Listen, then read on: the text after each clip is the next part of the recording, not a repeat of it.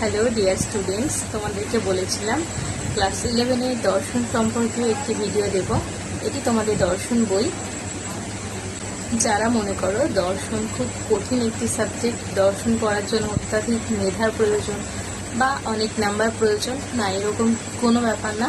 যদি তুমি কোনো সাবজেক্টের প্রতি মনোযোগী না হও তাহলে সেই সাবজেক্টটা বুঝবে কী করে। আর দর্শনটা একটু বোঝার ব্যাপার আছে, যেহেতু লজিকটা আছে। আচ্ছা, দর্শন কথাটা শোনা মাত্রই তোমাদের মনে কি হচ্ছে? যে কোনো কিছু দেখা হতে পারে। দর্শন মানে কোনো কিছু দেখা। হ্যাঁ, অবশ্যই দেখা, কিন্তু যে কোনো কিছু দেখাকে আমরা দর্শন বলতে পারবো না।